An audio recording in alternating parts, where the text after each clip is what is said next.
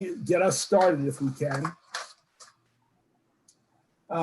First of all, welcome to the briefing on elections.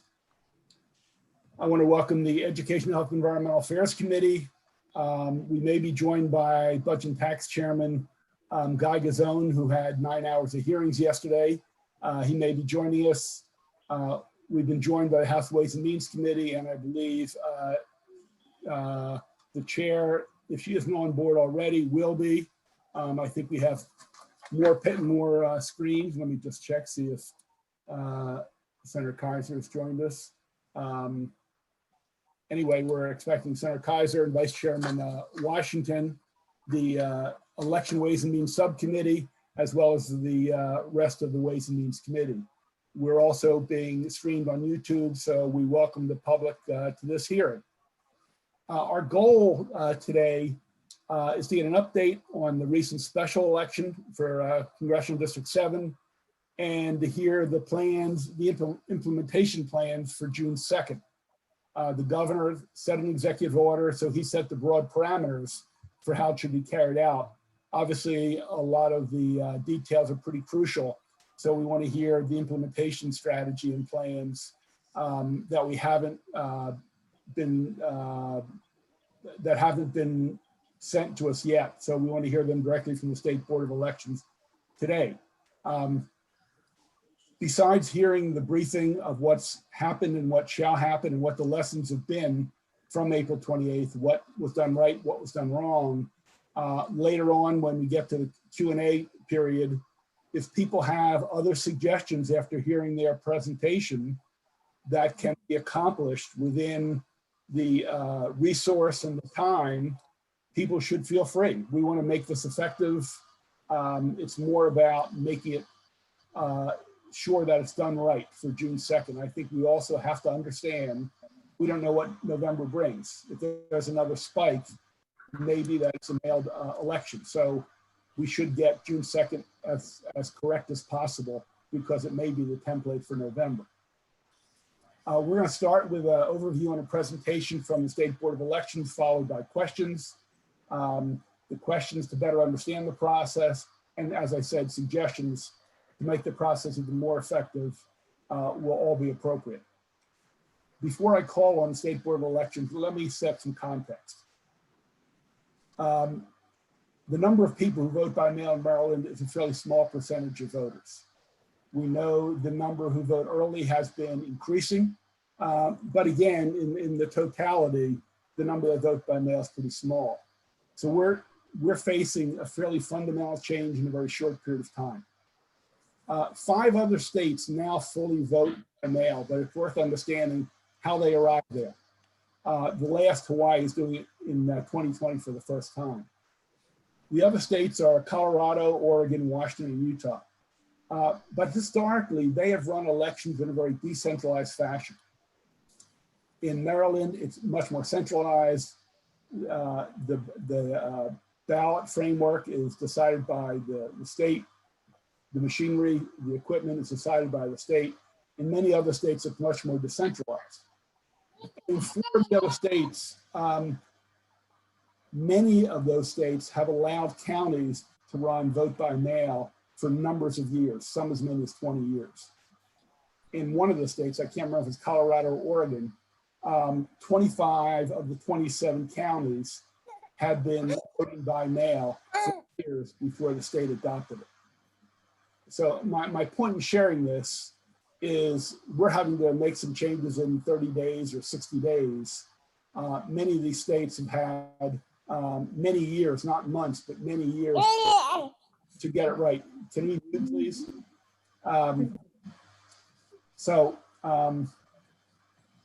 We have to move quickly in 2 ways.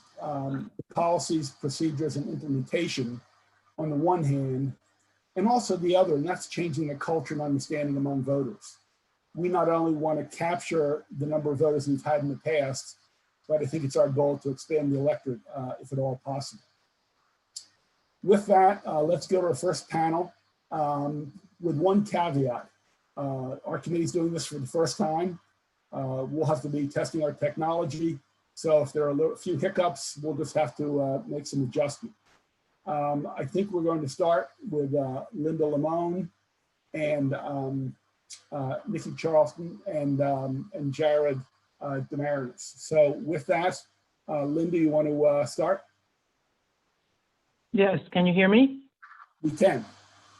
Oh, good. Okay, I wasn't sure it was going to work. We have a PowerPoint presentation that we submitted. I don't know whether it can be posted for you all to see. We'll do that right now. Okay. Give us a second.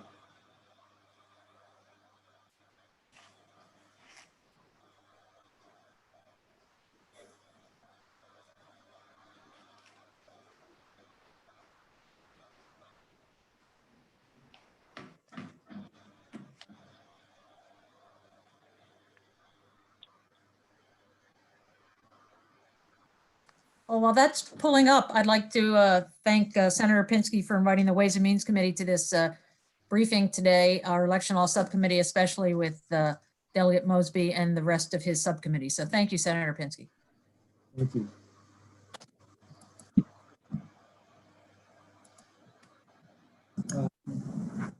Should we have Linda start, or is it just momentary?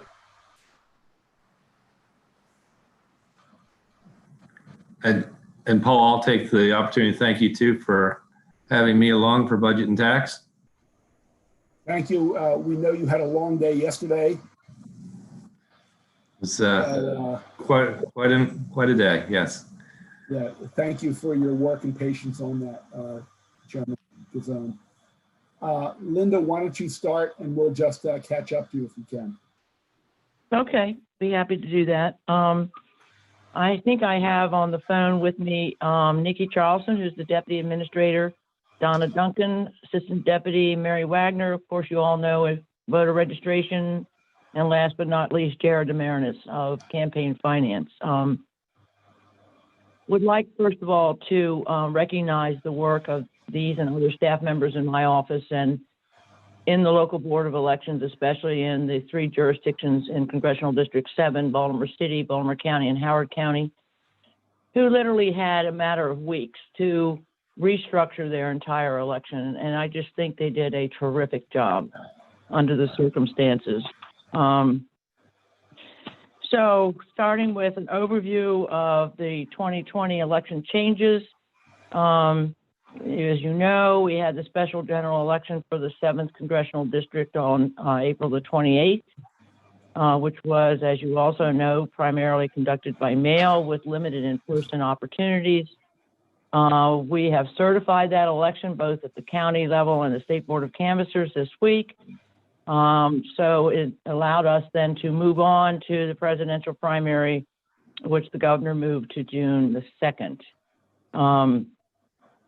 The ballot counting actually starts May the 21st.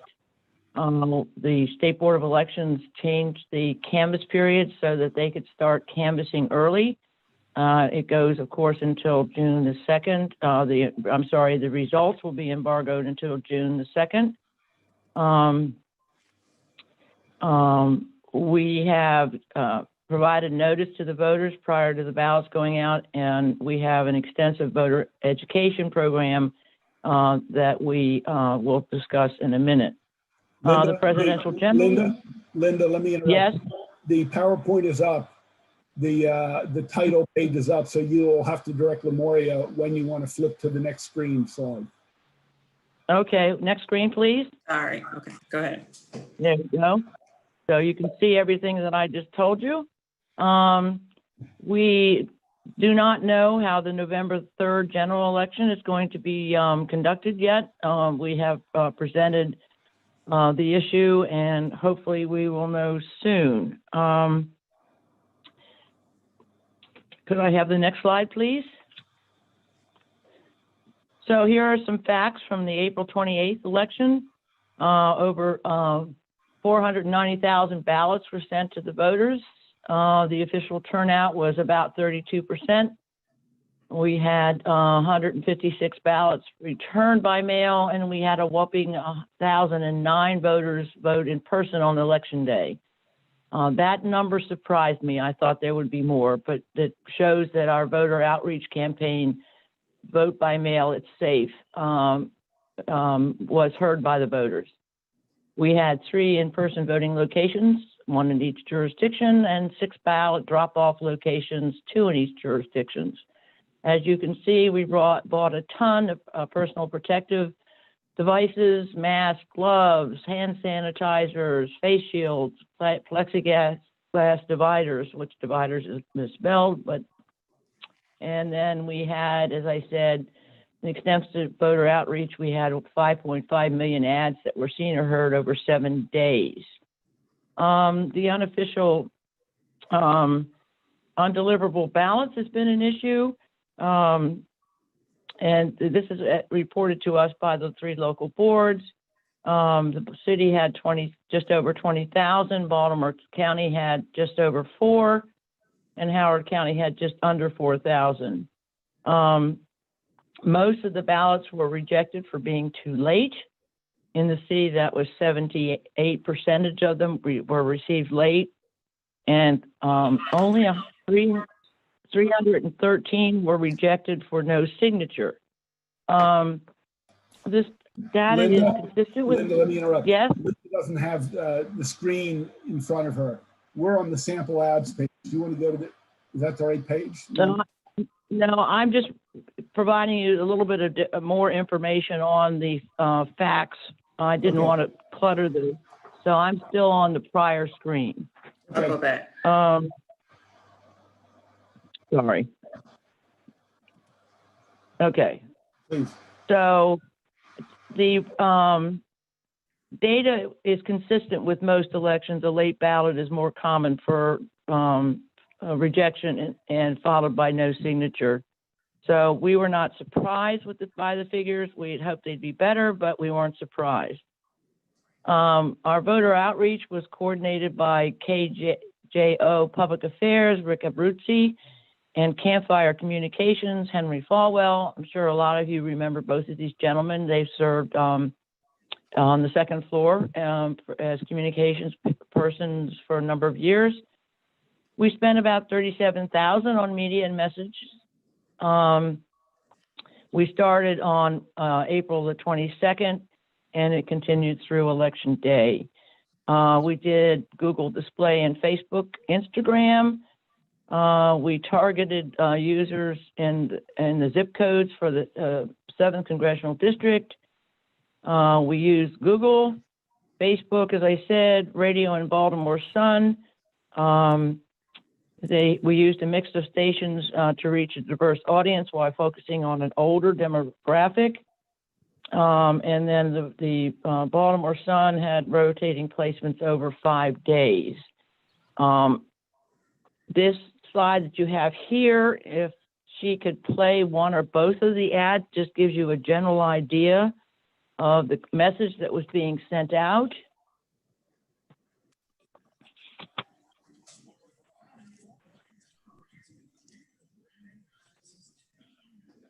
Or not? Well, if we can't get it to play, that's okay.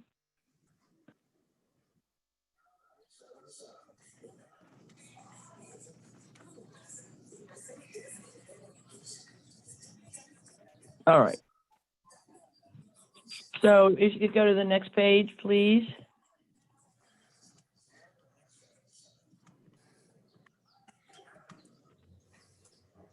Okay, this is an example of the, I want to call them logo that was used on the Facebook, Instagram ads. And we stressed in all of this outreach, please use the mail. Your postage is paid.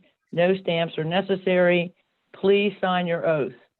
And it obviously worked because we had such a low number of people that failed to sign their oath. Next page, please. And here again, these are the Google display ads that Henry and Rick and their people designed for us. I thought they were very catchy. We're using them again. Next page is an example of the logos that were used in the digital advertising in the Sun paper. You could go to the next, there you go. So it was a consistent vote by mail and sign your oath. Next page, please. So what did we learn? Well, we learned that we have a mature absentee voting process, as you all know, and we learned that it can be expanded to a vote by mail program process. I was amazed at how the 3 local boards officially quickly transitioned to the vote by mail. I cannot tell you the number of hours of planning that was put into that by them and my staff. We need to work with the United States Post Office better to understand the differences in delivery rate data and how they handle the mail.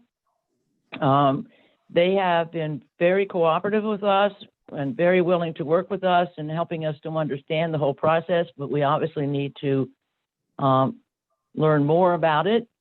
Coupled with that, we need to enhance the audit to verify that all the eligible voters receive a ballot. As I'm sure you saw, there was an issue with some of the voters that did not get their ballots until late. That's on our shoulders. And what happened was, and Nikki can help me here, when the elections were still together, they were still going to be held on the same day, August the 28th. So everything we did was planning for 2 elections on the same day. We programmed it, everything. When the governor separated the elections, we already had hundreds of people who had requested absentee ballots for both elections. And we separated them into 2 different files. And we simply forgot to send the file of those people that had requested the absentee ballot for 428 to the printer to send just a non-absentee mail ballot. On us, we got them out as soon as we discovered the mistake. But going back to the point on the slide is we need to make sure that doesn't happen again. And we have put in all kinds of checklists, cross-check lists, double person audits for the June election to make sure that we have all voters getting a ballot. We learned that we needed to expand our voter education efforts, and you'll see shortly that we have done that in spades. And we learned that the voters and the press really just love the drop-off containers. And if you could go to the next slide, I think some of you haven't seen these yet. There they are, our Dropbox containers. The vendor that Whitney on my staff found to do these, produced these from scratch in just about a 2-week period, came up with the artwork and working with my staff. And the voters just love it. You can see over on the right-hand side, the guy is just sliding his ballot into the box. Excuse me. I want to also point out that the 3 local boards in the 7th Congressional District are sharing with their colleagues in all the other counties their best practices for preparing for and conducting a vote by mail election. So we are tapping on them, and as are the other counties, to improve everything for June the 2nd. So could I have the next slide, please? There we go. So we're getting ready. What are we doing? So we've already sent almost 3.5 million ballots over a 2-week period. Those of you in Montgomery County will be getting yours this week. The deadline to register to vote or change the party affiliation was extended to May the 27th. We are going to have 42 vote centers open on June the 2nd. And we'll have 66 ballot drop-off locations that are going to be open 24/7 from May the 21st, that's next week, through 8 p.m. on June the 2nd. There's going to be 1 at each vote center, and then most of the counties are going to have additional locations for their drop-off boxes. The big challenge has been planning the vote centers to comply with social distancing and safety guidelines. Some of them are so small that if we were to rely completely on the CDC's recommendations, we would only have our poll workers in there and no voters. So we've had to make some adjustments, and everybody is working very closely together on that. we've ordered another ton of the PPEs, as everybody is calling them. Whitney on my staff, who is our procurement officer, has been scouring the country and found a huge amount of these so that our poll workers would be, and our board of canvassers would be protected. And then lastly, my staff has been working with the local boards to set up remote access to the canvases. They're public events and the public needs to see them.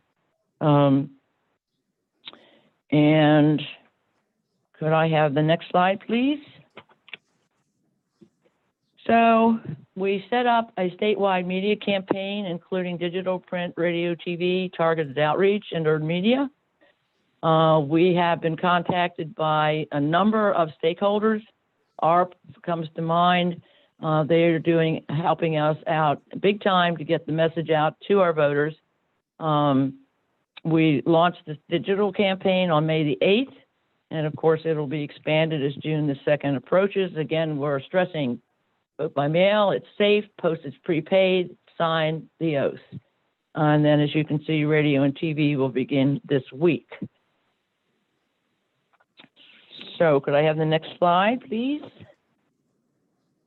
So what have we heard so far? It's new for voters, for most voters. We only have about 6 to 8% of our voters vote by absentee in a typical election. So a lot of people have never done it before. So we know we need a huge voter education effort. How do we make sure the voters only vote once? When we send out a ballot, it's got a unique tracking number assigned to it. If they ask for another ballot, the original tracking number is canceled, and the ballot is voided, and the new tracking number and ballot is provided to the voter. If they show up on election day or in-person voting, and they've already gotten an absentee ballot, then we have procedures in place, just like we do now, to make sure they're not allowed to vote twice. What we are providing a message in our media campaign, telling the voters what to do if they don't get the ballot. We give them an email or a phone number to call, and it's expedited out to them. They can get it by mail or electronically. And then we're providing the message, what's the safest way to vote? It's by mail. One of the big issues is why is April the 28th, 2020 printed on the ballot header. I will get to that in more detail in a minute. We discovered, I think late last week, that 90,000 voters in Prince George's County did not receive the English version of the instructions. As those of you from Montgomery and Prince George's County know, we provide everything in English and Spanish. The mistake was from our mail house. They did not insert both versions into the ballot envelope. That has been corrected. They're should be already receiving the corrected instructional pages. And it didn't happen anywhere else. And then the other issue that we've had complaints about are whether precinct level results will be available. And we're going to go into detail on that in a minute. Another question we got, well, do you check signatures? And the answer to that is no. Current law does not permit a local board of canvassers to reject a ballot if the signature on the oath does not match the signature on file. With your permission, Mr. Chairman, I would like to ask Nikki to explain the whole issue of the precinct level results for these two elections only. Nikki, are you on the line? I am. Can you hear me? Welcome, Nikki. Yes. Oh, thank you very much. Thanks, Linda, for allowing me to explain the precinct level results. So there are typically two ways that we can generate precinct level results in this type of election. One is when we program the ballot. So before the election, we can set up the election in such a way that every precinct has its own ballot style, and that we can generate precinct level results for this type of election. as Linda said earlier, the ballots were already done when this election was separated and moved. And so restarting that process, she's going to get into in a minute, is a very complicated and time-consuming process, and there wasn't time to do all of that. The second way is on the back end, which would mean sorting all of the ballots received by precinct and then scanning them into a specific scanner by precinct. So if you're in precinct 1-1, then there would be in the canvas a scanner for precinct 1-1, 1-2, and all the way through the county. And doing it and that way would be extraordinarily time consuming and add significant delays in the counting. So while we can't do that for June, as we're looking forward to November, it is something that we are looking to do if we have to conduct that election by mail. We have reached out to other states that do vote by mail and asked them how they do that. And those that do that do it on the front end. They do it in the programming of the ballot. And so that's, again, where we're looking to go. But not every, Colorado, for example, does not do precinct level results for primary elections, or they only do it every other year general election. So it's not across the board done, but there's interest in it and we want to be able to provide that data that way. And so we're looking at doing that for November.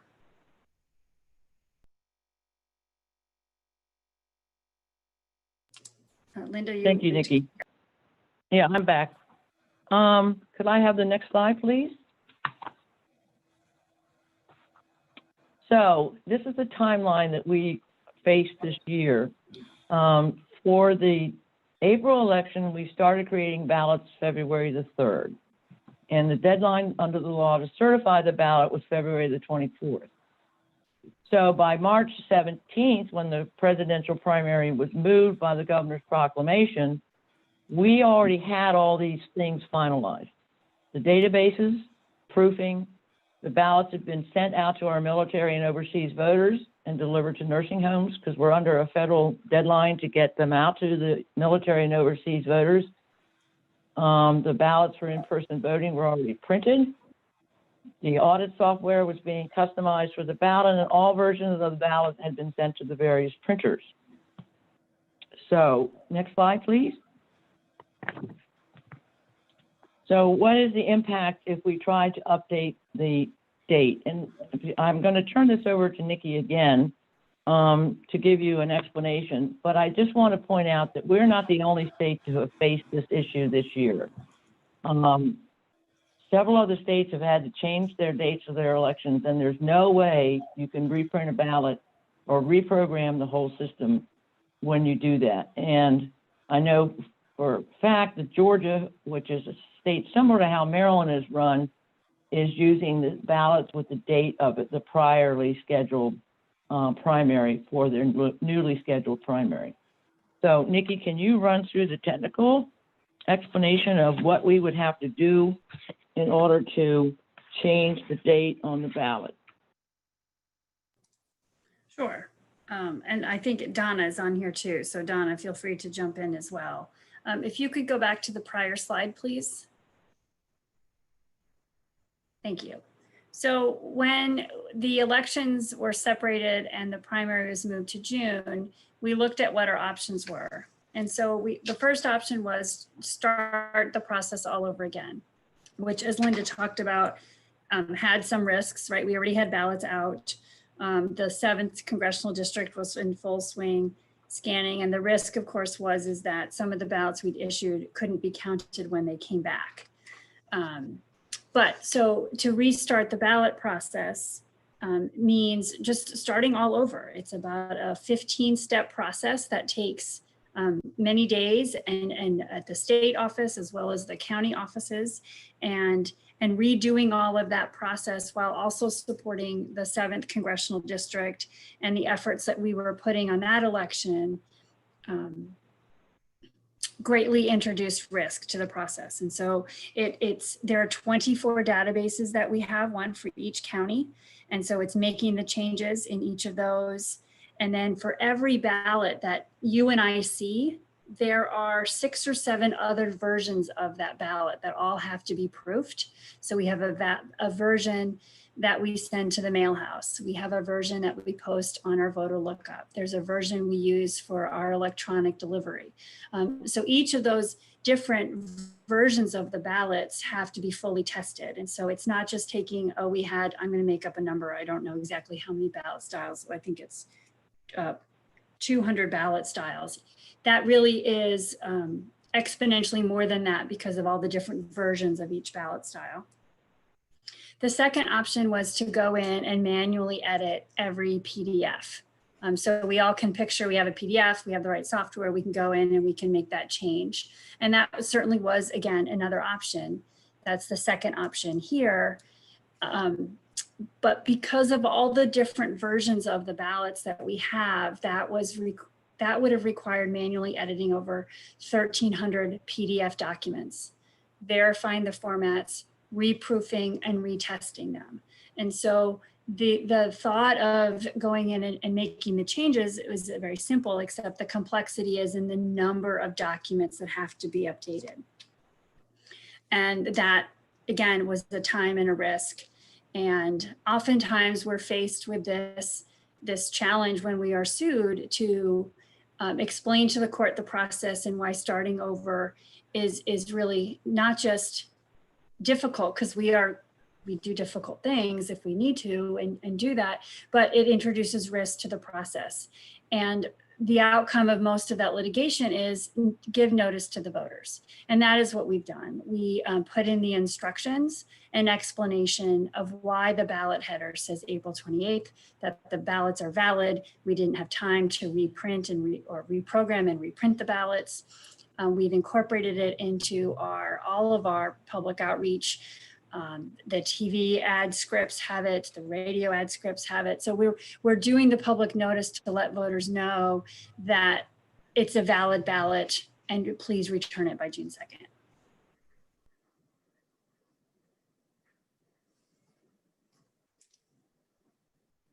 Thank you, Nikki. Could I have the next slide, please?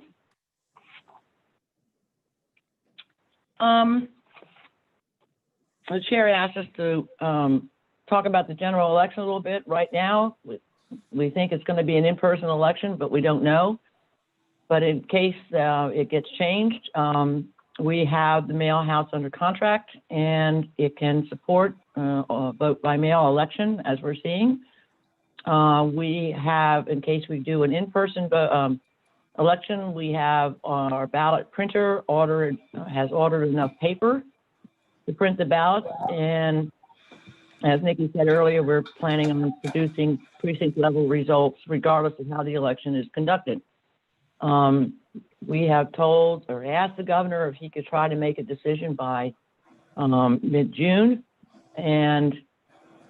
But we have planned for either kind of election because we anticipate if it goes to and vote by mail election, there's going to be a shortage of ballot paper and there's not going to be enough mail houses to take care of everybody around the country.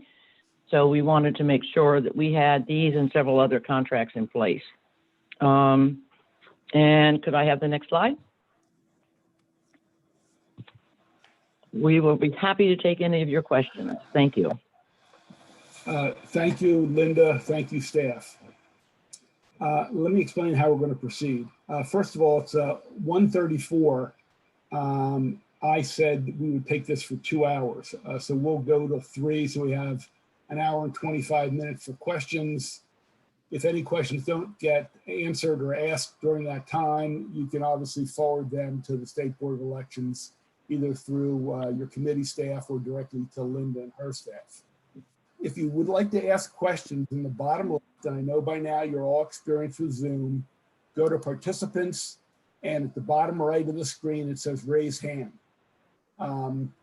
After you raise hand, I will call on people, and Lemoria, my assistant to the chair, will unmute you. So that's sort of how we're going to proceed. You've been given a fair amount of information. So with that, the floor is open for questions.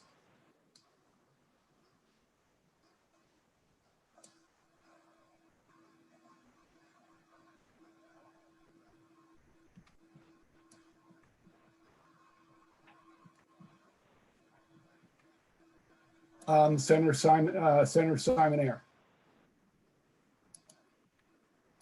Thank you. We got a little letter, I guess, from the Board of Elections saying how they were going to modify and repeal certain actions when they count the ballots. If you could just go through the process of how that'll go, I'd appreciate it. So Nikki or Donna? Hi, this is Nikki. I'll start. So thank you, Senator Simon Ayer, for the question. We have presented to the State Board of Elections some emergency changes that have been working their way through the regulation process to address changes. A couple of them have related to how the ballots are being canvassed. So I can right now think of two changes. One is historically the board members, the members of the local Board of Elections themselves participate in the 3 days of canvassing or more for larger counties. So there's the absentee one canvass on the Thursday after the election, the provisional canvass on the second Wednesday, and the final absentee canvass on the second Friday. Because the canvassing, as Linda said, can start next Thursday, May 21st, and continue until they're done. This could be days and days of canvassing. And we identified the role that the local board members themselves play in this canvass and what is necessary. And that includes opening the canvass on the first day, closing the canvass on the last day, which then turns into the certification process. And then whenever there are decision meetings where there are ballots that have been referred to the board through the normal course of opening and looking at ballots, checking for timeliness and signatures, that is a role that the board does play and that they need to convene to do that function. So there was an emergency change to require board participation at opening, closing, and during board decision meetings. So that's one of the changes. Another change is historically the review of the timeliness of the ballot and the signature is done by a bipartisan pair of election officials. And this was really something that we really struggled and talked a lot about, because if any of you have been to the canvass, you can picture rows of tables and two people sitting close to each other and looking at the signature and looking at the dates, all of which violate all of the social distancing guidelines that we have been told we need to do. And so trying to find a balance between providing accountability, but yet keeping everybody safe and limiting the number of people, the board just... No, we haven't gone now. Can we mute, please? Okay. So the change is to have one person looking at the signature and the timeliness, which is a very objective standard. Is there a signature and is the ballot timely? Which all of the ballots being canvassed before election day are all by definition timely. So that is a very objective process, opening the ballots, removing the ballots. And if at any point there's a question about, again, it's pretty objective whether there's a signature or not and whether it's timely, but they can refer that and it will sit until the board meets at its decision meeting.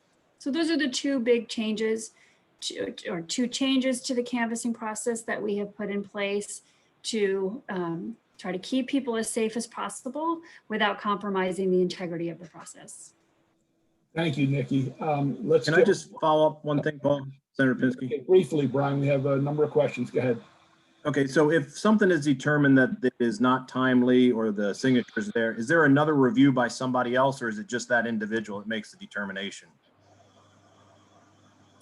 So the factors of signature and timeliness are laid out in code and regulation. And so it's either, is the signature there or not? Is it timely or not? It's determined by that person. Those ballots would be presented for rejection to the board. And then if there's an individual question about a specific ballot, that would be referred individually for discussion at the board.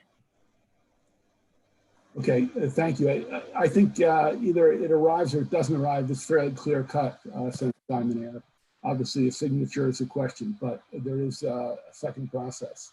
Let's go to Subcommittee Chair Mosby, Delegate Mosby. Thank you, Mr. Chair. Two quick questions regarding funding. I know the state received $7.9 million in election improvements under federal appropriations in December of 2019, and then another $7.4 million from the CARES Act associated with COVID in March of 2020. How's that money been spent so far? How much money do we have left? And is there any plans of appropriating that money regarding this vote by mail election?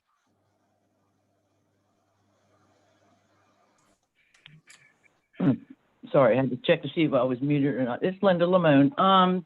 We have used, and maybe Nikki or Donna know the exact numbers, but we have used a lot of the second appropriation that you mentioned from the federal government, excuse me, to fund the everything that had to go on with both the April election and the June 2nd election. I don't have the exact figures, but we used the money, for example, to pay for hand sanitizers, gloves, face masks, that kind of stuff, which, as you can imagine, turned out to be very expensive. Nikki or Donna, can you chime in for more specifics for Delegate Mosby?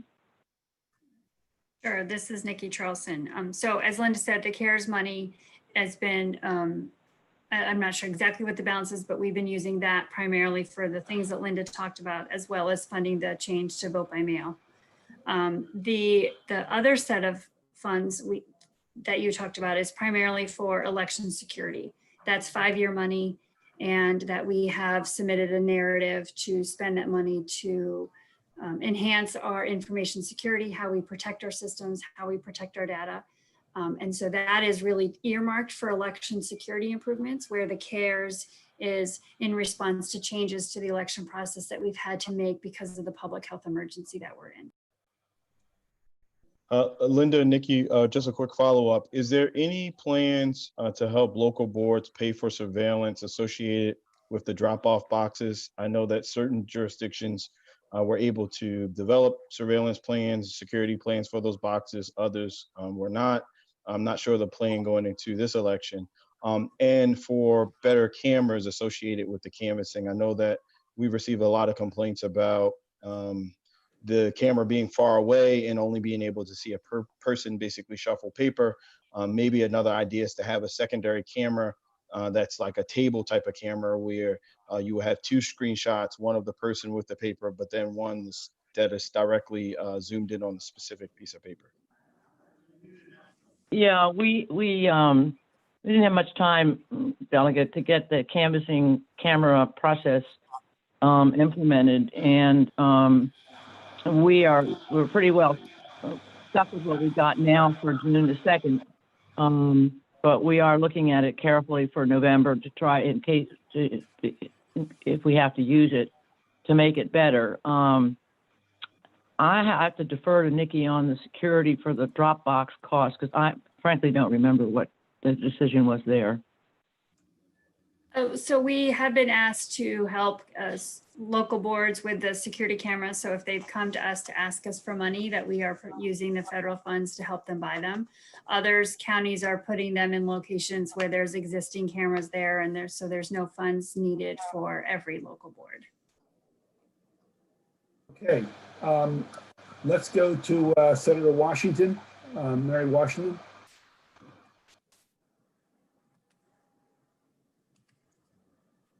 Unmute now.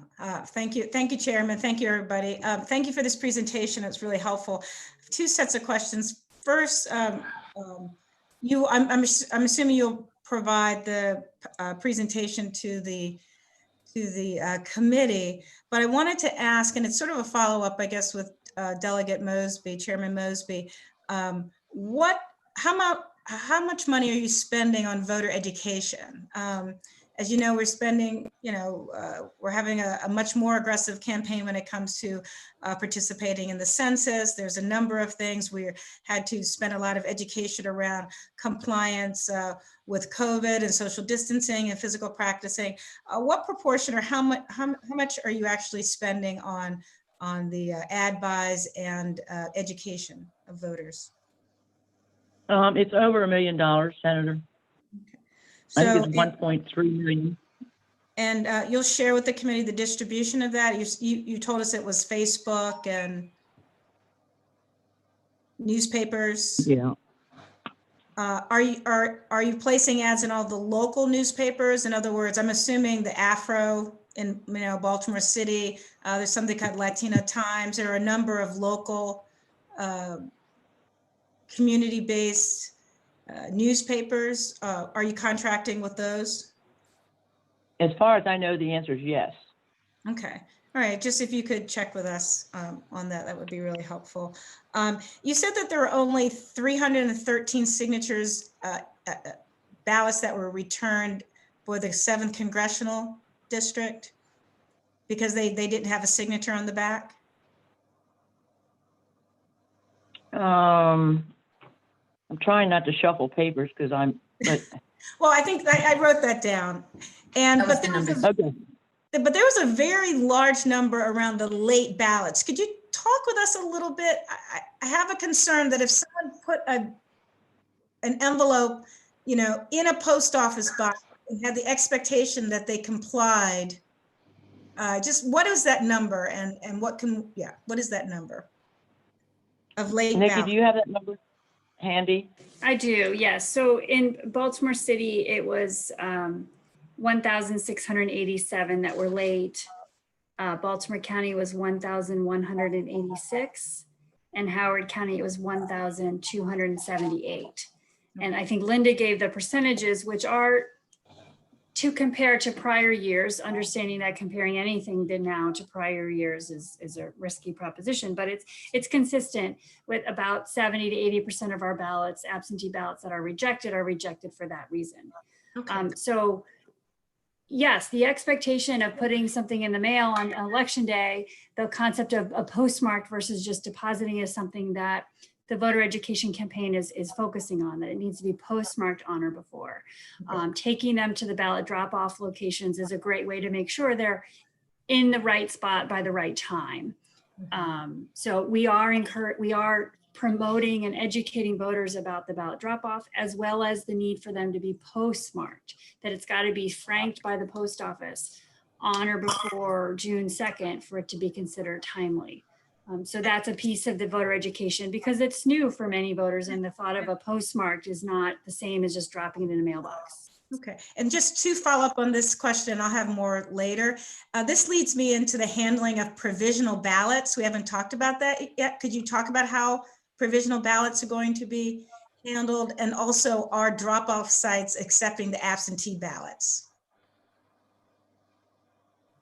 Well, the drop-off sites are accepting any ballot, not any ballot, or accepting yes. So they're like our mailbox. Okay, great. So if you drop your ballot off there, you don't have to worry about a postmark, as long as you get it there before 8 p.m. on election day.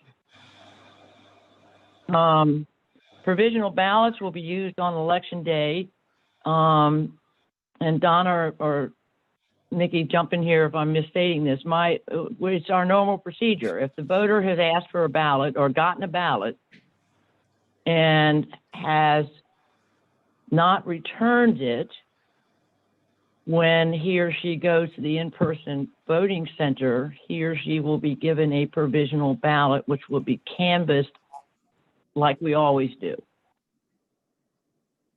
Okay. Is that what you're looking for?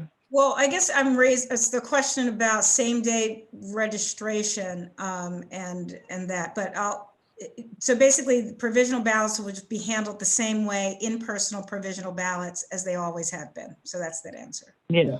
Yes. All right, Thank thank you, you. Chairman. I have others. Let's go to the other Washington, Vice Chairman Washington. Thank you, Mr. Chairman. And just as we were doing on Ways and Means, Senator Washington stole many of my questions. I appreciate that. I just have a question. I'm sorry that you might have answered this question already, Linda, but I just wanted to, because this thing kept on going in and out for me on the Zoom account. But if you can speak to the Spanish instructions only ballots that were sent to Prince George's County, how many there were, what does the SBE plan to do to rectify that issue, and how did this actually I appreciate the inclusivity, but that's taking it a bit far for some of our residents. And also just on the Mary Washington's question on the outreach piece, I do want to know the breakdown of the outreach dollars spent in the counties with the majority of voters. Like, how is that broken down in the 1.3, 1 point whatever million dollars to ensure that it's equality throughout the entire state? 1.3 does sound rather low, but I wonder how was that spent if we look across the state into the majority areas.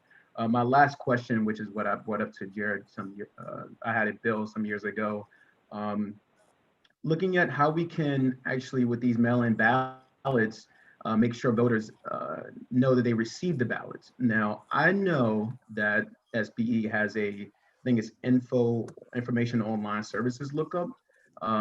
I wonder if that information is placed on the ballots so that residents can know when their ballots were received, not actually counted, but received by SBE and received by the local counties, just so they feel the understanding. So that just in this climate, they know that their votes have either been just received. I mean, we can't say counted, but at least they've been received. So if you would answer those questions for me, and if you answer them thoroughly, Senator Pinsky, I promise not to have any follow-ups. Okay, this is Linda. I'll tackle the Spanish instruction one. It was no fault whatsoever of the Prince George's County Board of Elections. The mail house simply forgot to insert both envelopes, and it affected about 90,000 people in Prince George's County, voters in Prince George's County. When we discovered it, we had them mail, and this mail went out on Saturday to those 90,000 people with the proper instructions for marking their ballots. So they probably got the correction yesterday or will be getting it today in the mail. As to the breakdown of the voter outreach per county per dollar, I don't know the answer to that. Delegate, we can certainly get it from our PR firm. They have a whole plan broken out, and it's very complicated, but I'll get them to get that to you. And Nikki, can you talk about the voter portal and what the voters can see on that and what we are looking at for November? Sure. So thank you for the question. We do have on our website a place where voters can see if their ballot's been received by their local board and ultimately counted or not. We do provide that information in the instructions that accompany the ballot. So when the voter gets the ballot, at the bottom of the instructions, it provides a way to check to see if your ballot's been received. If we are moving to a vote by mail election in November, we've already started conversations to provide more detailed information and link it perhaps to post office data so the voter can really see more specifically where it is in the process. But we do have for now that the blank ballot's been sent and the voted ballot's been received, and we include that in the instructions to all voters. Thanks. I think, and just as a quick follow-up, Senator Pinsky, if you can include and haven't included already just that information on the voter, or for voters to be able to see when the ballots were received, I think that'd be helpful in the voter outreach. So thank you for that information. And again, if you can get us that breakdown, honestly, of the information of how that money is spent throughout the state, that'd be really appreciated. Appreciate it. Thank you. Let's go to Senator Land, followed by Delegate Feldman.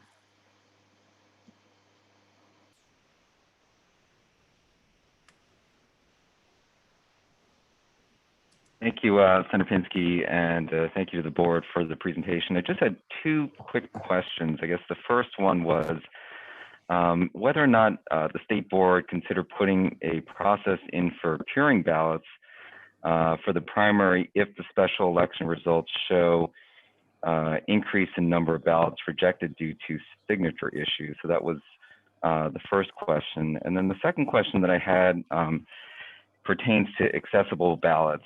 And wanted to better understand the process for requesting an absentee or requesting an accessible ballot in the April 28th election, and whether there was a change in that process for accessible ballots. Because when voters request an accessible online ballot, they received an inaccessible PDF document, and in the past, these ballots were accessible. So when a voter might complain, they were told to contact the local board. In the past, the state board took care of these problems. What steps is the state board planning to take to ensure that the online ballot process remains accessible for these folks? Nikki, can you discuss the two questions the senator asked, please? Sure.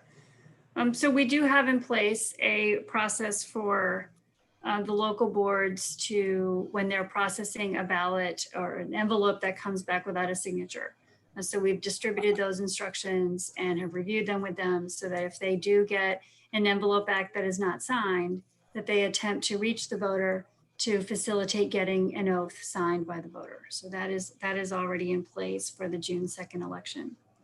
I'm a little confused by your second question because nothing has changed in terms of how we're delivering electronic accessible ballots to voters. So if a voter wants to get their ballot electronically, every voter is given a choice once they log in to either print a blank PDF and mark it by hand, or they can use the accessible ballot marking tool that we have available. So nothing has changed. So I'm happy to follow up with your staff and learn a little bit more and see if we can help that voter in some way, because the process has not changed from 2018. It didn't change for the Congressional District 7 election or the primary election. So I'm happy to follow up and get more information to help that voter. Are we okay, Senator Lamb? Yeah, we can follow up offline. Thank you. Okay, let's go to Delegate Feldmark, please. Thank you, Mr. Chairman. And thank you for the presentation. I have questions in two areas. The first is regarding the number of in-person voting centers on election day. I understand it's a maximum of 4 voting centers in each jurisdiction. So I was hoping you could share a little bit more about that rationale and how that number was determined as opposed to the number of early voting sites. And the second question has to do with security of the drop-off boxes. And I know Delegate Mosby asked about the cameras. So if I understood the answer to Delegate Mosby's question correctly, it sounds like lack of funding should not be a reason for jurisdictions to not have cameras if they weren't able to put it in a location that already has video surveillance, that they could get assistance with funding for that surveillance. I wanted to confirm if I understood that correctly. And also if you can just speak to the other physical security features. I've had folks raise concerns about everything from severe thunderstorms and things getting wet to what else might damage ballots that are sitting in the box. If you can just talk more about what features are available and addressing the security of those ballots. Thank you.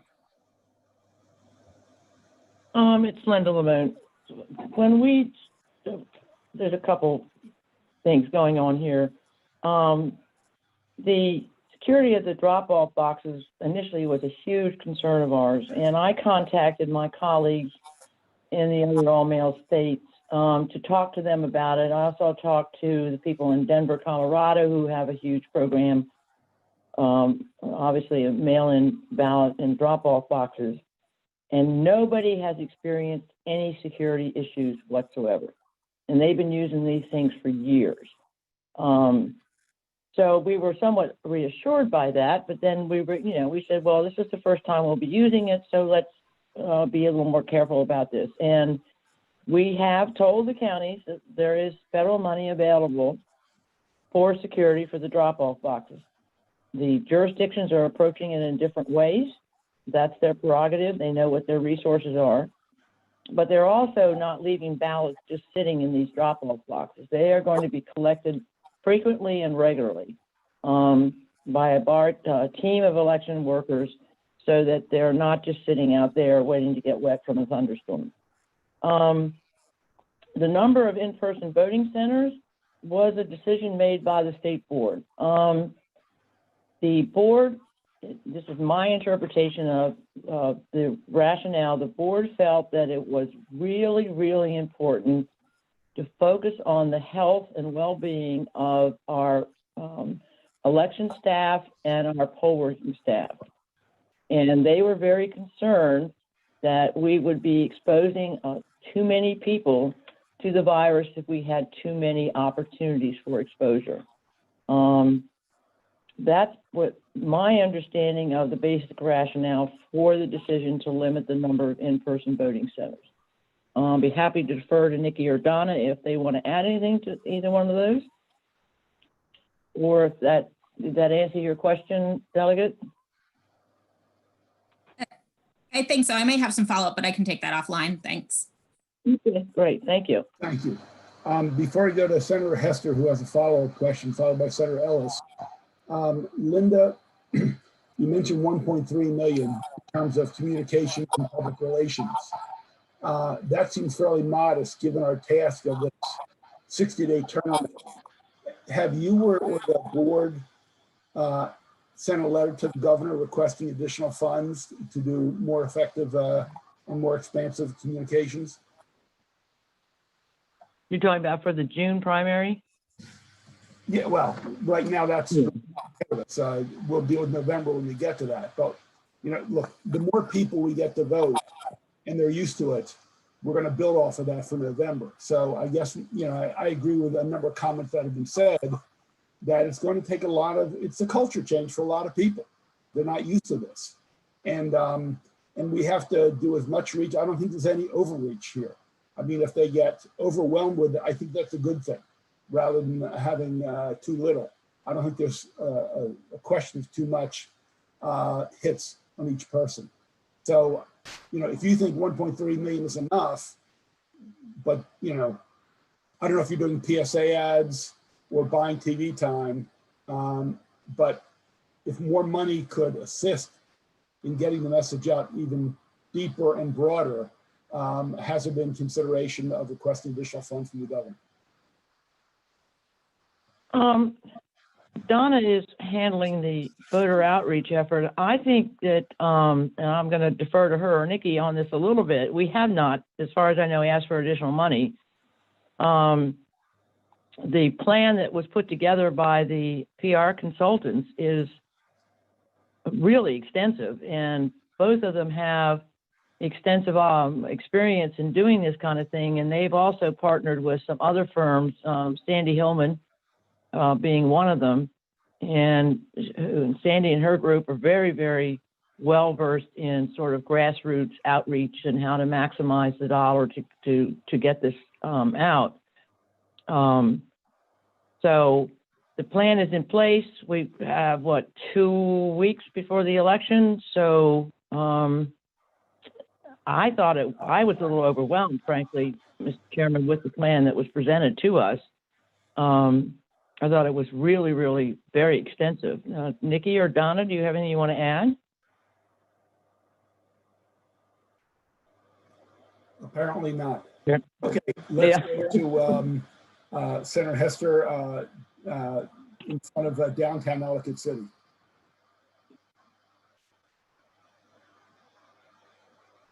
Hey there, can you hear me now? Excellent. So I just wanted to follow up on Senator Washington's really great question about the late ballots. And I was curious if of those were late, do we know that they were late because they were dropped in the mail drop boxes as opposed to being taken inside to a post office? So that's the first part of my question, if that we actually have that data. And the second part of the question is how exactly do we plan to educate the population going forward so it's not a problem in the presidential? Nikki, can you pick that one up? Sure. We don't know why they were late. We just know that they were postmarked after April 28th. We have incorporated into the voter education campaign information about the importance of postmark. promoting the ballot Dropbox so you don't have that issue, and just reminding people that it's a postmark deadline and not just put it in the mail. If I could, I see you've added something to the chat. May I answer that question as well? Sure, that's fine. Although I guess it's normal, so everybody knew it but me. Oh, yeah, it is. So the question is that there are lots of candidates on the ballot that have since dropped out. Obviously, this is, I'm talking about president, and that's normal. The withdrawal deadline is back in, it was January or February, right before we started building the ballots.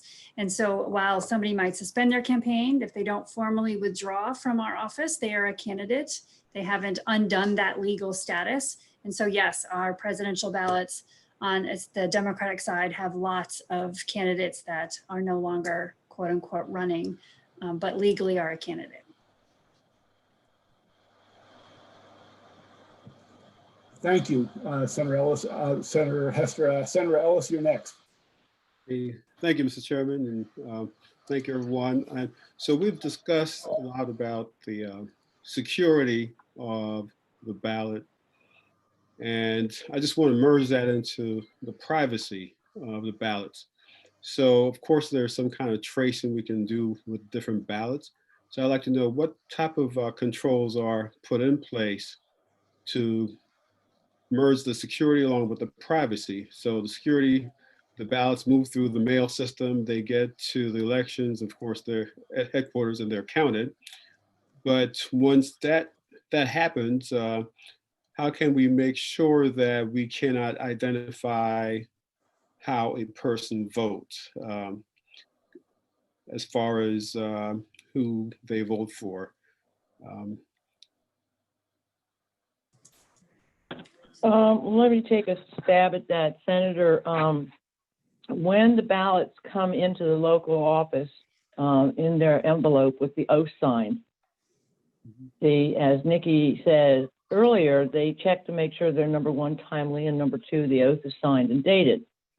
Once they make that determination, they remove the ballot from the envelope, and it's never ever associated with the envelope again. So there's no way to determine how Linda Lamone voted once my ballot is taken out of the envelope.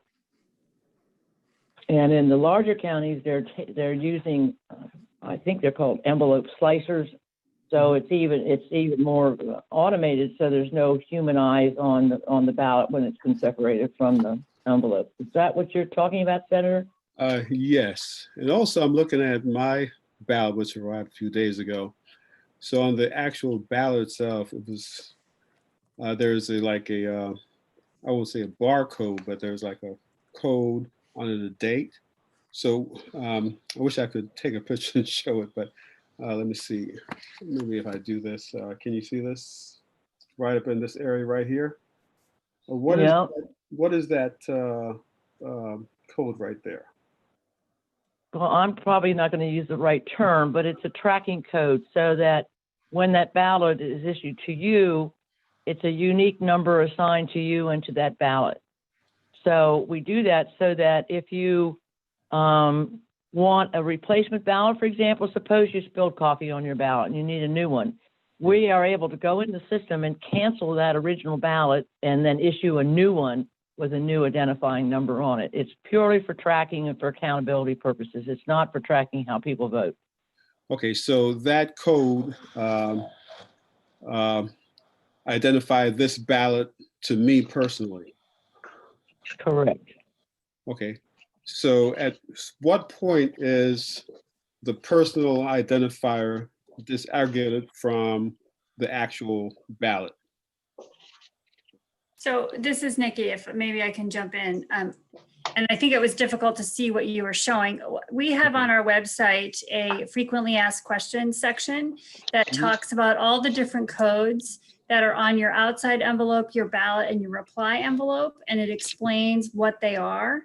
And so perhaps we can share that with council, and that can more fully answer your question with everything in front of you, because I think maybe we couldn't see what you were displaying. But I'm happy to share that link so you can take a look at all the different codes on each document and what it represents and why it's there. Thank you. Okay, thank you, Senator Ellis. Let's go to Senator Kagan.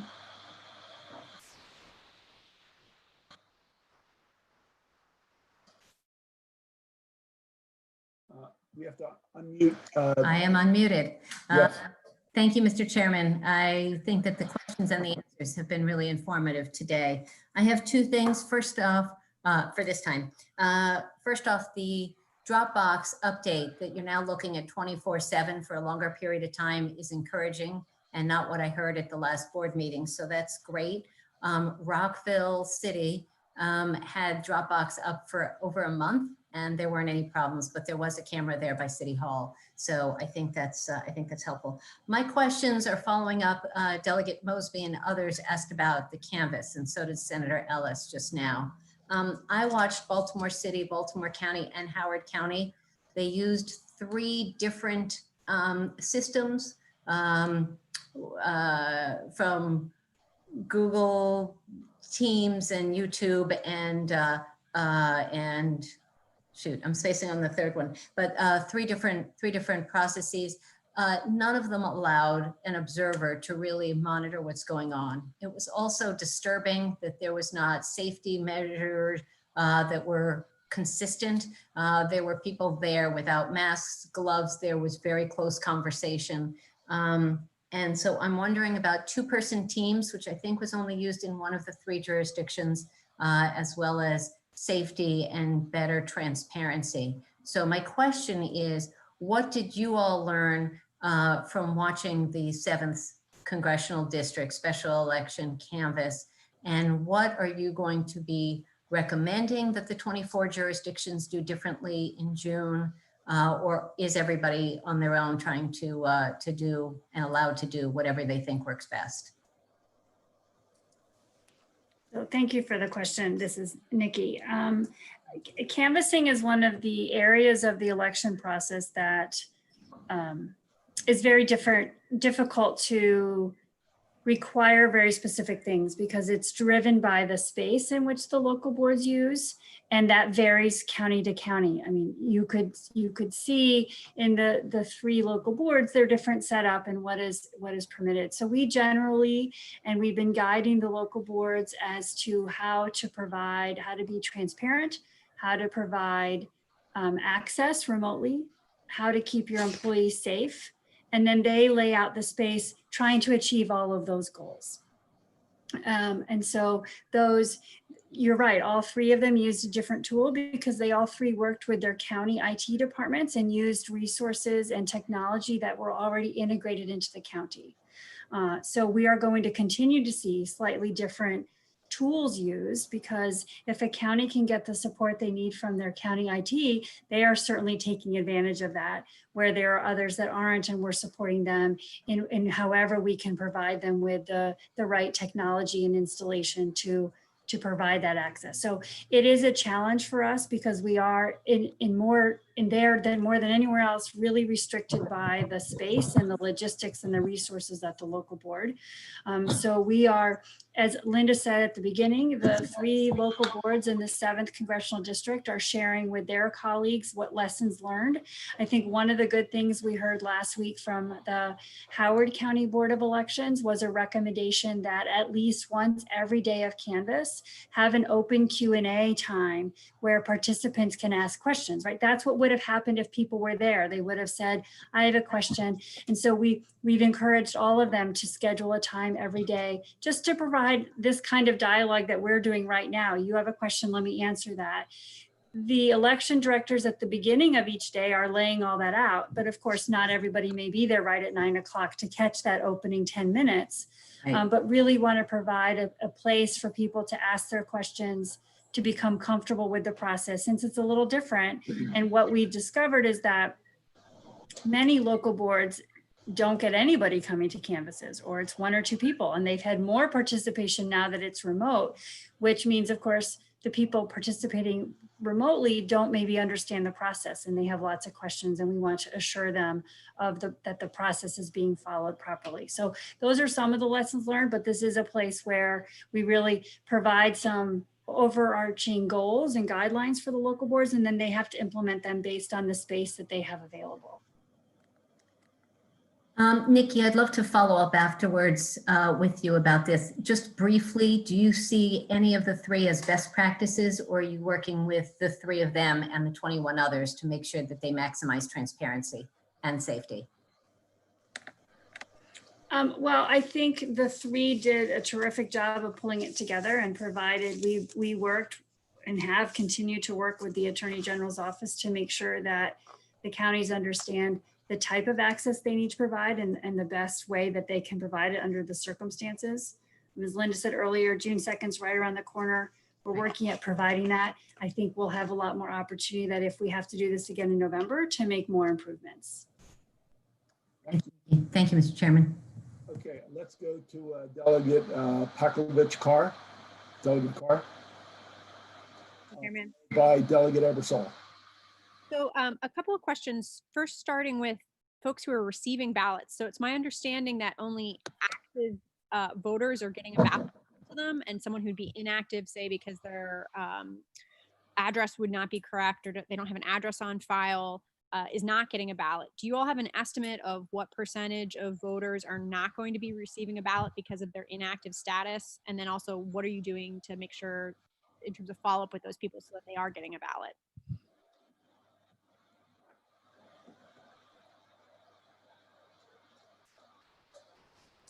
Sorry, this is Nikki. I was hoping to be able, I don't have the inactive numbers with me. We can follow up with you afterwards and provide you with the number of inactive voters that are in Maryland. As you said, we don't have good addresses. We've sent 2 pieces of mail to those voters and they've both been returned or not answered. And so we don't have good addresses for them. They would fall into the general outreach that if you didn't get a ballot, call your local board. They wouldn't get a ballot, but they could call, reactivate their registration, and we could get one to them. So they fall under, if they're hearing the message, you didn't get a ballot, call, that's one of the universe of people we're trying to reach through this education effort. Okay, and then a couple of questions in regards to voter registration. For the special election on the April 28th, there was a later voter registration deadline for people requesting absentee ballots, but my understanding is that's not the case for June 2nd. If you could explain about that. And then also how many people took advantage of same-day voter registration for the Congressional District 7th Special General? The State Board of Elections, this is Linda Lamone, extended the deadline for voter registration and the request for absentee ballots till May the 27th, I think. So it has, the deadlines have been eased, as well as the change of party affiliation. So that the board did that a couple of meetings ago. Same day registration and the 3 jurisdiction, I don't have the figures. I think it was around 5 or 6 people only that took advantage of same day registration and the special election. And then just one quick follow-up question, since that number was so low, is that again part of the messaging that the board is pushing out as part of this other messaging that same day voter registration is available? I think so. Nikki, do you know? Yeah, I haven't seen all the ads.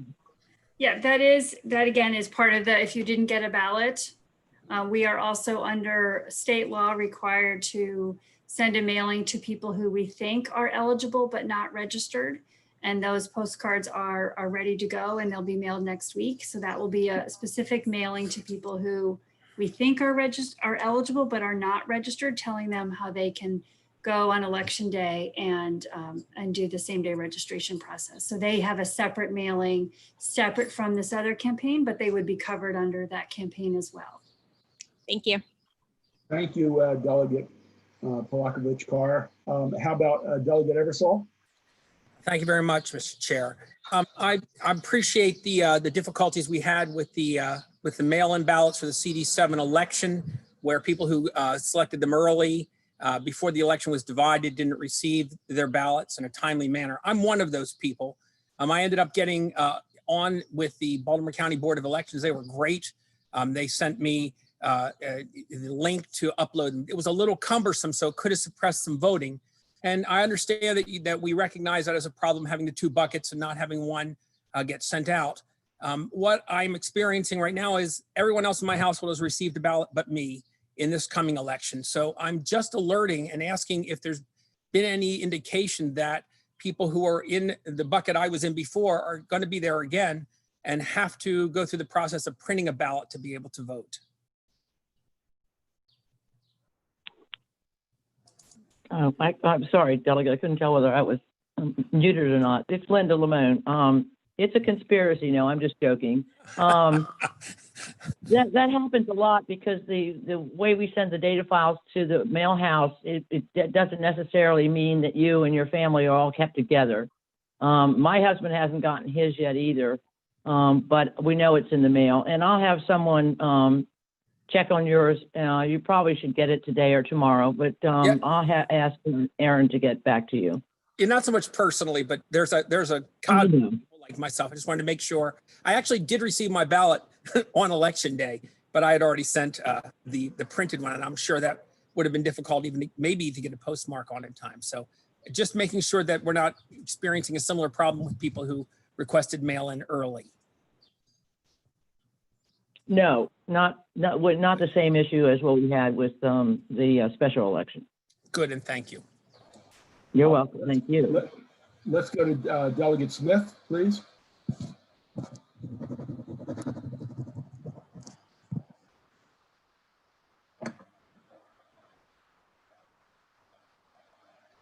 Thank you, Mr. Chair.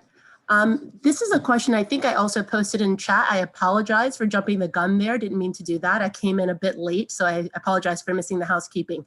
But I wanted to get some clarity on how I believe it's 4 early voting, or rather in-person voting centers are assigned per jurisdiction. Is that correct? And if so, how did we kind of settle upon specific locations? Just for example, I represent East Baltimore, and the only location that is assigned is as far northeast as possible.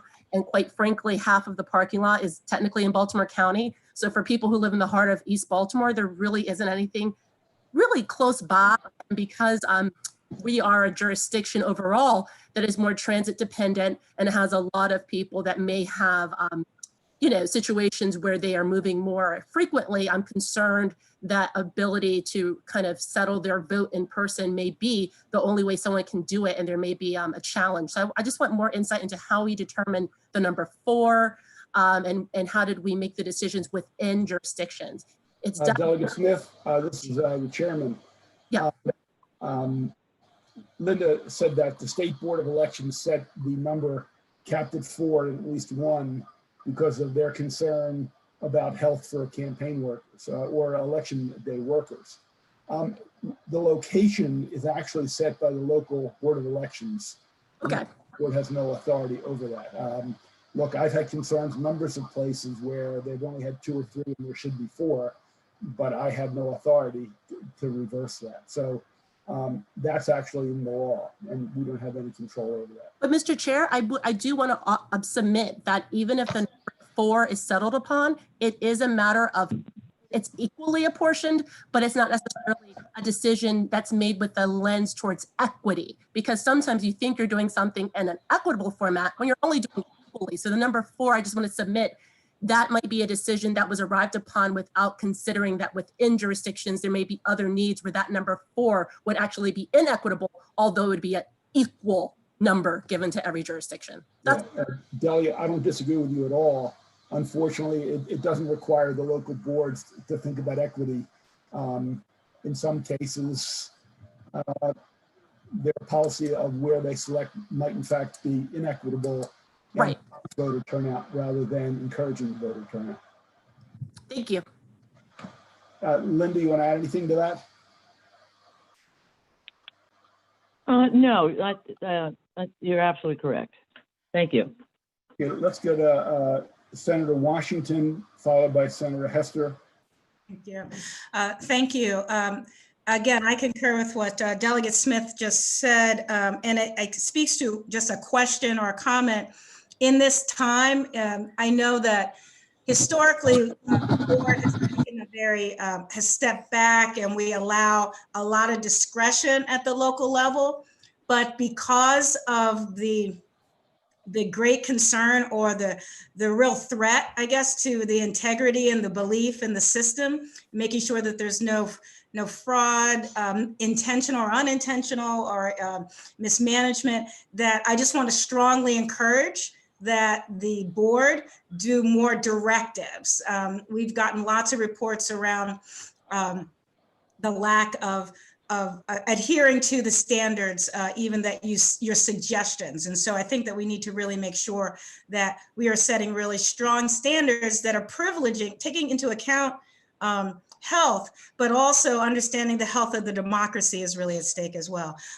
So to that, I want to, it seems like you've settled on the concept that, oh, we're not going to report at the precinct level for the primary, and we're going to do it for the June election. And I want to push back on that and get some better understanding of why, other than it'll just take more time, or it seems like it's a hassle, that we can't report at the precinct level. And if you're not able to, you come to that determination, what is the lowest level, or the lowest level of geography that you can report out? Senator Ellis just showed us that individual marker.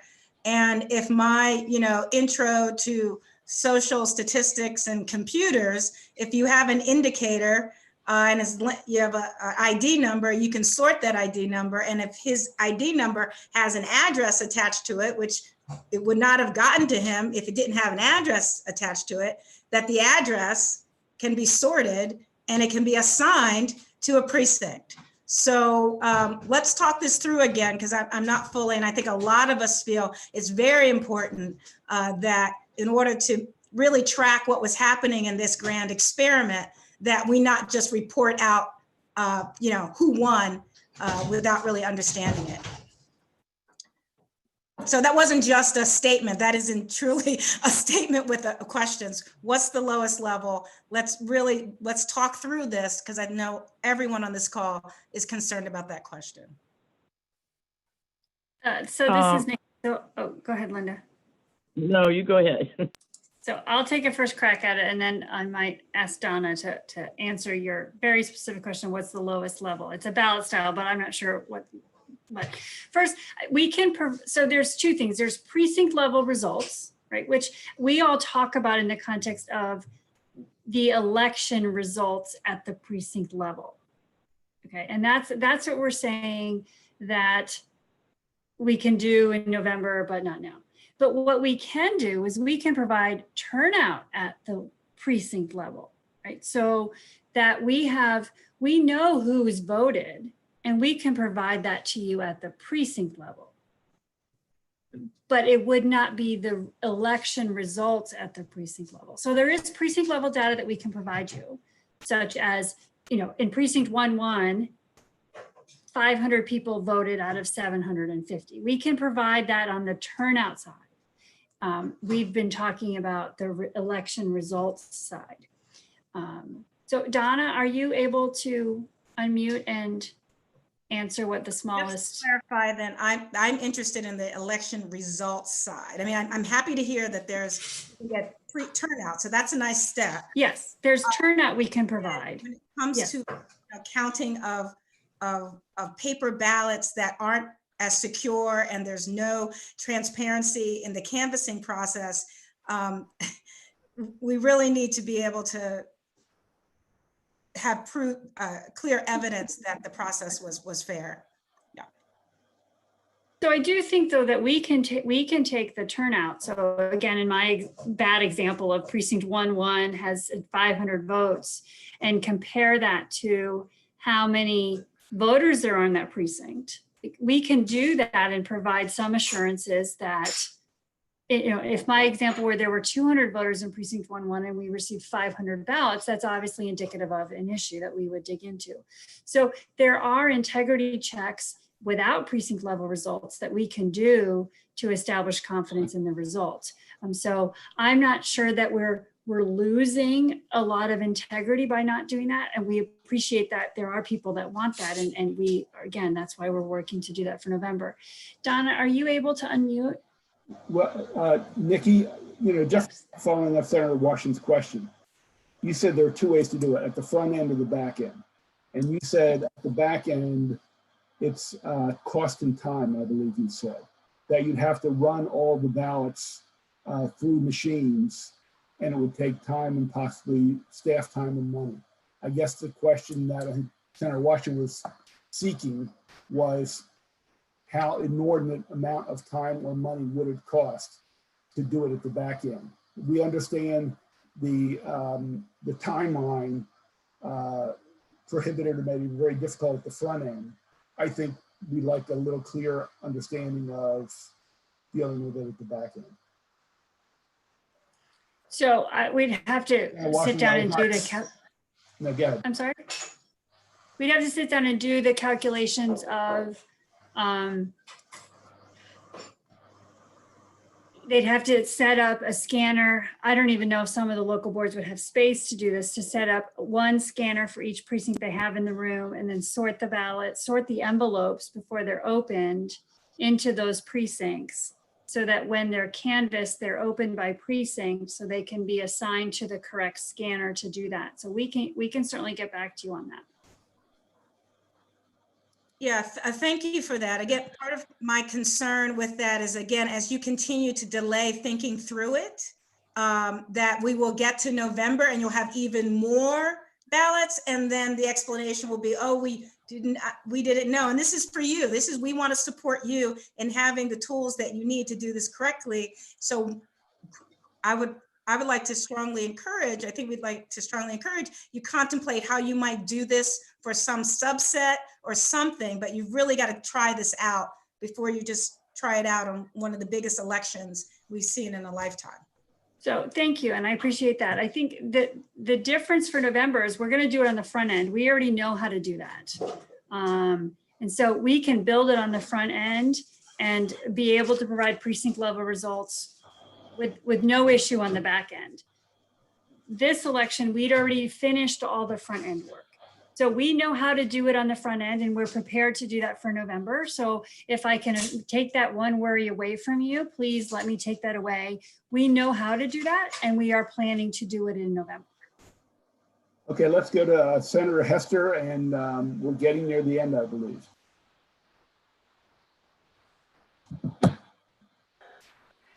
Thanks again. I just had a quick follow-up question, going back to this idea. I think it's still confusing for some people, the difference between postmarked and dropped at the post office.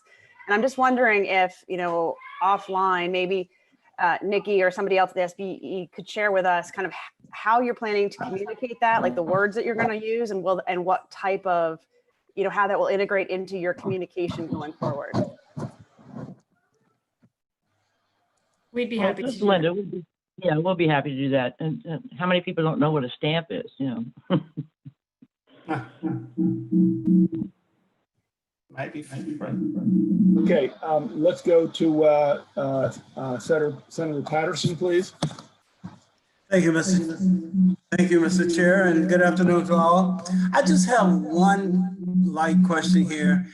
I'm concerned about what are we going to put in place to decrease the number of people who submitted their ballots unsigned, and whether or not there may be some targeted mail-in after we get through the primary, to look at the general to make sure that we are getting the message to those where we get an abundant amount of unsigned ballots or late ballots and those kind of things. I just think a little bit more special emphasis need to be placed on those numbers. And quite frankly, we haven't done this before, so I don't know what number is reasonable expected when you have a mail-in situation like this. But I recall Ms. Lamone talking about, I don't know, 70 or 80, some number of ballots that were returned that unsigned. I don't know if that's high, low, or what. Could I get someone to just provide some comments on that? Sure, this is Nikki. So Right, so all we have is to compare it against normal elections, which we don't know if this compares. So we have this very small set of data to have right now from the 428 election. And so the percentages that Linda referenced, it's important to put those in context, that's not 70 or 80% of all the ballots. That was of the ballots that were rejected, 70 to 80% of them were rejected because they were late, and ranged between 8 and 14% of the rejected ballots were rejected because they were unsigned. That is generally consistent with what we see in normal elections with our universe of absentee voters. So we will be looking at that exact same data for the upcoming election and looking to see how we always want to decrease the number of ballots that are rejected for no signature. That's something that's fixable, and we'd like to fix it and again get them on time. And so our voter education piece is emphasizing the importance of signing the oath and then getting it in on time. Great, thank you. Okay, Senator Ellis, followed by Delegate Mosby, followed by Senator Kagan.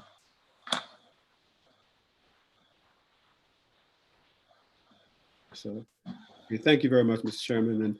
And I would like to circle back to Delegate Smith's point about 4 in-person locations per jurisdiction. And I want to know where that number comes from. Because in my county, we have 1 in-person voting location.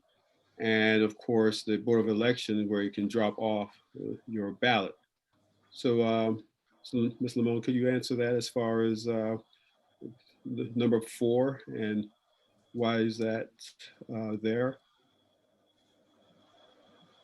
Well, I'm not sure I can. The original plan adopted by the board was no in-person voting centers. And as you can imagine, there were a number of groups out there that thought that was a very bad idea. And so they were persuaded to come up with a plan that had some in-person voting. And again, they didn't want to have as many, I'm trying not to put words in their mouth, but my understanding is they didn't want to have as many in-person voting.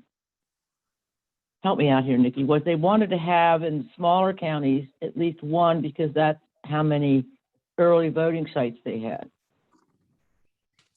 Right, it was tied to, it was a minimum of 1, a maximum of 4, because the emphasis was really to get people to vote by mail as the safest way to vote. But as Linda said, provide some limited in-person voting for voters who couldn't vote or return the ballot they received in the mail, or as we've talked this afternoon, voters who didn't get a ballot. And it's tied to existing early voting centers, that they would try to use existing early voting centers. And then that was turned over to the local boards of elections to decide how many to have and then at which early voting centers. So it's a combination of the state board's desire, again, I'm so hoping not to put words in their mouth, but the state board's desire to limit the number of people that would vote in person. And one way to do that is to limit the number of locations to keep voters and poll workers as safe as possible. Yeah. So, okay, thank you for that clarification. So really quick follow-up. So is it a local issue, say in my county, where you have the Dropbox for the ballots at Board of Elections, which is in La Plata, and the in-person voting location is also in La Plata, when the larger jurisdiction of Waldorf is to the north? Is that a local issue, or the local board, or the state had anything to do with selection of those 2 locations in the same small town away from our major population center? That was a decision made by the local board of elections. Okay, thanks. You're welcome.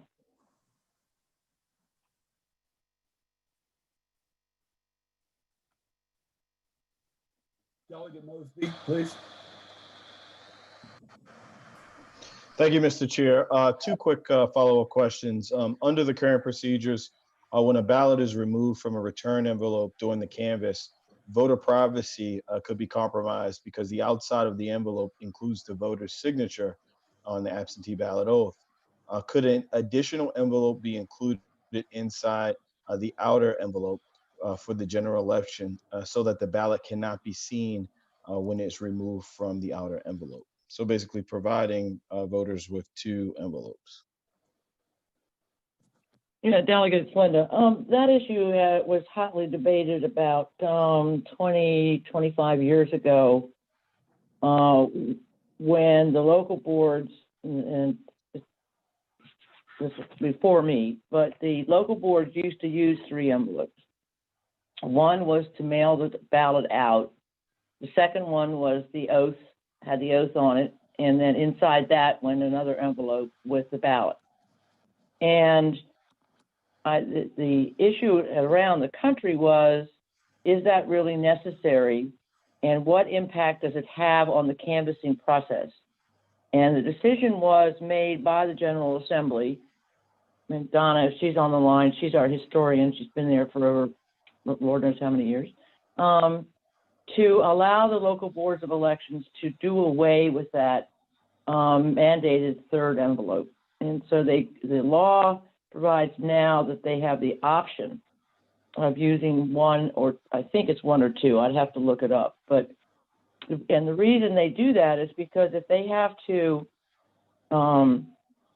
deal with the third envelope, especially in an election with all mail balloting, it slows the canvass down a huge amount. And so that was the debate back in the 90s, and that was the decision of the General Assembly, and the local boards have stuck with it in all these years. I can tell you that people don't look at other people's votes in the local board of election. They're too busy trying to get everything done. Okay, just wanted to pass that concern on.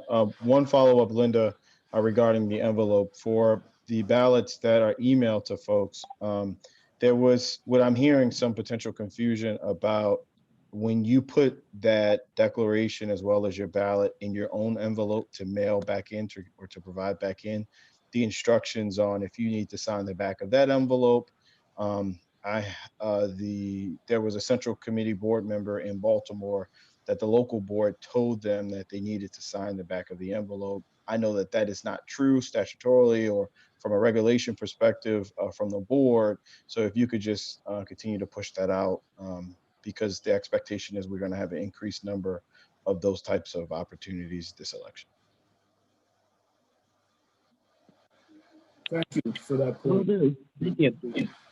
Okay, and then Mr. Chair, one more small question. I'm sorry. Some ballots, including ballots delivered online, cannot be machine tabulated.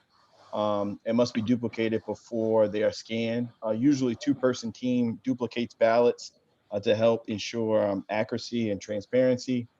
Is it the board's approach this time around to only have 1 person do the transfer of the ballot results? This is Nikki. oh yeah, sorry. This is Nikki. That will still be a bipartisan team. That will be 2 people doing that process.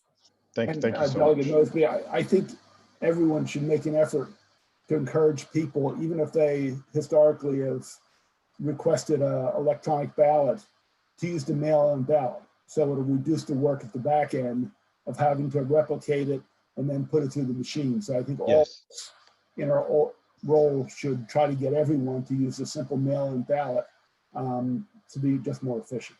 Yes, Mr. Chair. Senator Kagan, I think with the last question, then I have a couple of wrap-ups. Thank you, Mr. Chairman. This has been a great hearing. Thank you very much. I have just one quick issue to put on the table and then one question. Ballot delivery, as Delegate Ebersol and others have mentioned privately, has been spotty and inconsistent. Some people already got their ballots, marked them and returned them, and some of us still haven't gotten ours. So I know they're being shipped from Minnesota. Just a concept for the future. If we're dealing with this in November, maybe drop shipping from Minnesota or wherever the provider or the printer is locally in Maryland, where they can be delivered overnight. But we can talk about that. My question is, when have you given, when is the governor's drop dead date on making a decision? So you don't have to try to do a two-pronged plan for November of in-person voting, which we would all hope and pray is possible, because that means that this thing is behind us, or another vote by mail. Is there a deadline so that we can make sure that all these issues that we've brought up can be addressed in a timely manner and not put added pressure on the staff? Oh, Senator, we have asked the governor's office and his staff if they could try to let us know by mid-June. Okay, that's great. Thank you, Linda. Thank you, Mr. Chairman. Okay, Linda, one of the other, I think Delegate Washington asked a question. Are you able to track people who have submitted mailed-in ballots late? And if so, can you follow up with them about explaining their ballots don't count? I mean, I don't want to put an extra burden on top of you, but you said the main reason in the special election were they were late in returning. Obviously, losing the right to vote, your vote being counted is fairly significant. I don't know if you know who those people are. I know your resources are limited and very focused, but we'd like those people to become regular voters and be counted. Is there any way to track those late votes that were excluded in the special election, for example? Nikki, don't we, the local boards do something? So we know who they are. We can identify the voters who submitted their ballots late or the voters who submitted a ballot with an unsigned oath. It's merely a process. How quickly can we get it out in time to notify them before the June election? And we can look into that for those in those 3 counties. Right. Anything to expand the electorate and expand the number of people who vote and have their votes count, I think benefits all of us. With that being said, first of all, let me thank Linda Lamone and Nikki Charlson for their work, and the rest of your staff. Please share that with them as well. Let me thank my committee, EHE, and all of Ways and Means for participating. We finished the questions at this point. We just have to do our best to get as many people to vote and be aware of the mail-in process. That being said, everybody should stay safe. It looks from my window to be a beautiful day. So maybe go take a walk or get on your bike or do whatever to breathe some fresh air and keep your body healthy as well as your mind. So with that, I don't see any further questions. Thank you all for your patience, for your contribution, and making sure this happened. Thank you. That concludes the hearing.